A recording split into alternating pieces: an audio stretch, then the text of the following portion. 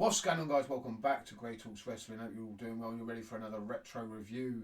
It's time to talk about the last pay-per-view from 1993, WCW Starrcade. Now, this was, like most pay-per-views from WCW this year, a mixed bag, but it was better than the last few Starrcades. Let's have it right. Thank God it wasn't another Battle Bowl. We got some awful matches, but thankfully those were quite short. There were some good matches with some shitty finishes and a couple of great ones as well. So let's get into it. Let's talk about WCW Starrcade. And if you're new around here and you like what I do, smash the subscribe button. If you like this video, like it, share it, comment down below. If you've watched WCW Starrcade 1993, tell me what you thought about the show. Now, what I did like about this show was the build to the main event. It kind of gave us a big match feel, and I like that. The whole thing they did with Flair from, where he's at his house with his wife, and we got to see his kids. There was David, there was Reed, and the debut of Charlotte, I believe. A young Charlotte, and she had a one-liner, "Shut that door." Pretty decent. Didn't mind it. I like the limo ride with Mean Gene. There's Mean Gene, his first, I think, pay-per-view for WCW since leaving the WWF. Quickly jumped ship to WCW. A good get, in my opinion. Why WWF ever let Mean Gene go, I will never know. They get Todd Pettingill instead. Have a word. Come on. Why would you let Mean Gene Oakland leave? One of the ones I never understood. But yeah, I loved the whole thing where they with the limo ride to the arena. It just gave it a good big match feel, and I like that. But let's get into the matches. It was a decent opener. It was pretty wonderful. Paul Roma and Paul Orndorff going up against Too Cold Scorpio and Marcus Bagwell, who are a team I've enjoyed during 1993. They've really impressed me. From the start to the end. They've won titles, they've done a good job. I've enjoyed every one of their matches, and this was a good one until the end. This assassin, man, why is he getting involved in Orndorff matches? This old fart, why is he getting involved? Why does Orndorff need him?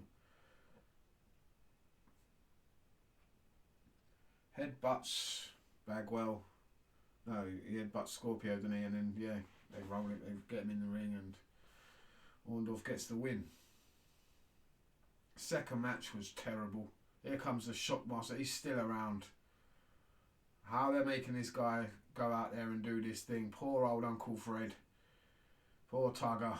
He's got to go out there and carry on with this fucking Shockmaster shit. And he's going up against the Kongs. Who created this one? This was awful. Awesome Kong.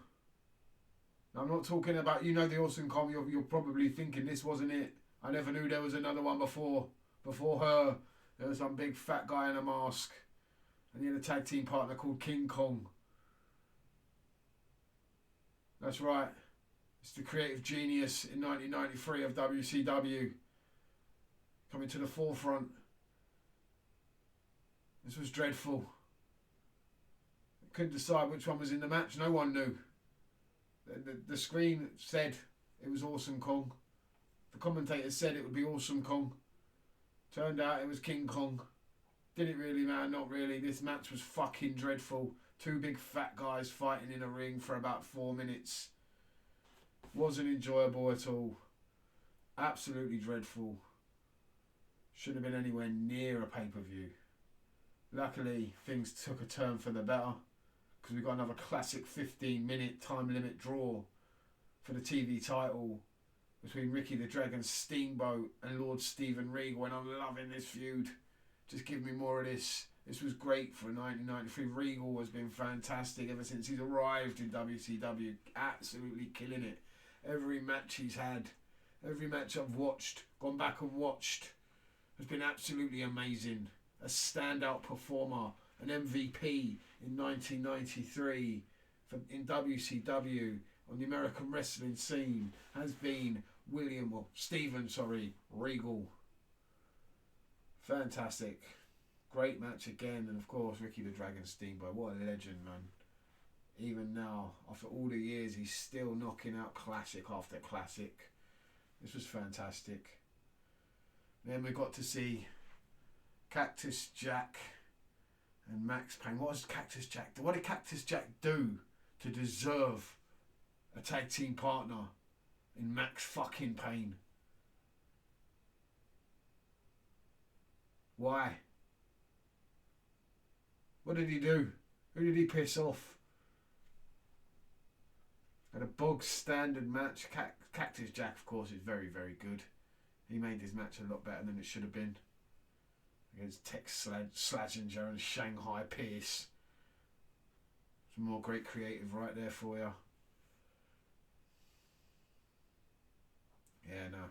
This is another poor match.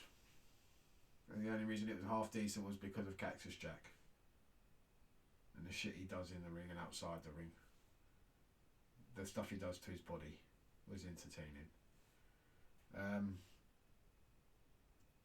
Luckily, again, we've got another very, very, very good match. And a feud, again, in 1993 that towards the end of the year has been very, very good. The last couple of pay-per-views, they have knocked it out of fucking park. I'm talking about Steve Austin and Dustin Rhodes. The chemistry these two had as opponents was fantastic. Doesn't get talked about enough. Brilliant. Want to see more of it. Austin wins the United States title. Didn't see that one coming. He's been messed around and moved about all over the place since from 92 to 93. They can't make their minds up with him, what they want to do with him. Clearly a star, you can see it. They stole the show here. The best match of the whole damn show. Without a doubt. This was brilliant. And the last one was just as good. This one was brilliant as well. I just want to see more of it. Another one I wouldn't mind next year, 94, seeing more of Rhodes and Austin. But I know, we all know, it's not going to last much longer for the pair of them in this company, which is ridiculous. He's got two stars right there. Two absolute stars, and I just don't know what to do with them. Talking about someone they're not sure what to do with, and it looks like it's getting pushed to the side, is Rick Rude. What a phenomenal year he has had, and what a phenomenal run he's had in WCW. Far superior to his run in the WWF. Let's have that right. He's been fantastic. A world champion now. And you can just tell, ever since Flair came back into the company, they were pushing Rick Rude aside, trying to get rid of him, trying to move him out of the way. Here came Ric Flair back with all that stroke that he has. And Rick Rude was the one who really did suffer for it, in my opinion, a lot. And yeah, while he's still champion, look who he's going up against in this show. He's supposed to be your world champion, and he's middle of the card going up against the boss. It's gimmick infringement right there. It's the big boss man.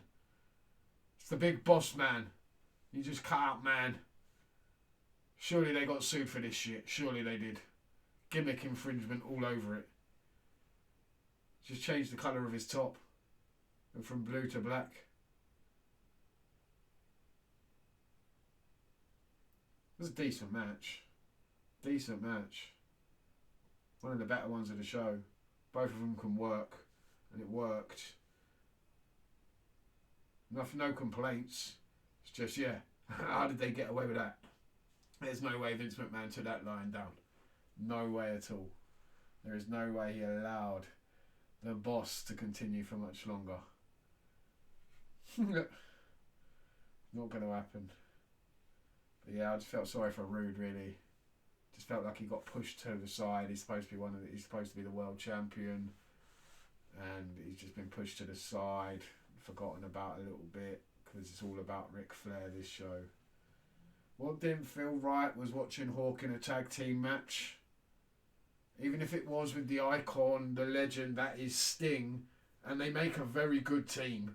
They really did. For this one match, they made a fucking good team. They looked really good and it really did work. Just didn't feel right seeing Hawk in a tag team match with someone who was an animal. Just didn't feel right to me. Didn't sit right with me. Even though the match was really good. But the finish. What the hell was that? I've been enjoying Missy Hyatt with the Nasty Boys. And I've said it. I've enjoyed her. Now, when she with the Nasty Boys. Previously, she annoyed me as a commentator. But this role here, I thought she was even better than Jimmy Hart was with the Nasty Boys. But she's going to carry on doing this. No thanks. You're done with me, love. If you do this again, what the hell was that? What sort of finish was that? She gets involved in the match at the end. Sloppy. Awful. And they ring the bell. And it's all over. The crowd let them know. What a dreadful finish to a good match. Nasty's retained the tag team titles, but I didn't want to see Hawk win a title with someone that was an animal. No way, that couldn't happen. It couldn't happen. You just can't do that, man. How could they do that to him? How could he do that to Animal after all those years? That pissed me off a bit, I've got to say. It really did. Even now, that still pisses me off that he even did that to Animal. That was deep, man. I'm glad they finally found their way back together again.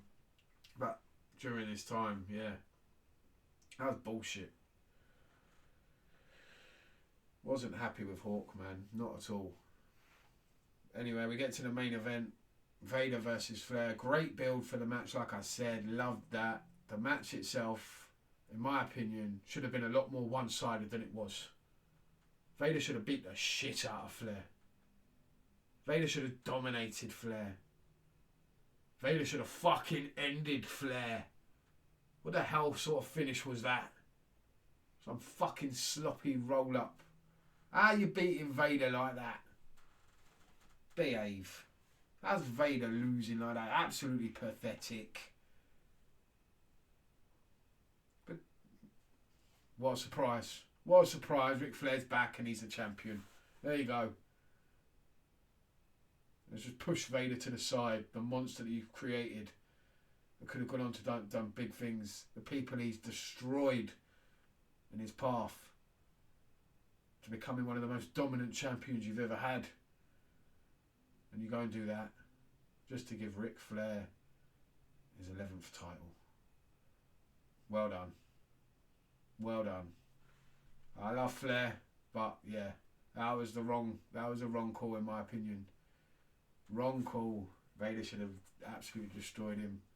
Yeah, they said Flair would retire, but they could have found a way around that. They always do. They always do. It was an enjoyable show overall. Like I said, better than the Starrcade we've had previously in the 90s. This is one of my favourite ones. I did enjoy it, even if there were some really shitty matches and some shitty finishes, some good matches, but there were some really great ones. And I enjoyed seeing Mean Gene in WCW for the first time. The build to the main event, even if it was the way it finished. In my opinion, in 1993, WCW for pay-per-views was killing it. They were the better company, putting out the better products. WWF, they needed to up their game in my opinion. They were struggling in 93 with the loss of Hogan and everything that went on there with WrestleMania and all that shambles. WCW were consistently putting out some decent shows and had some very, very, very good matches. They had the better matches in my opinion over the year. There's some really good ones on this show. Let me know what you think about it down below. If you have done so, if you have watched this far, thank you very much. and I'll see you next time. Stay safe, stay lucky. Peace.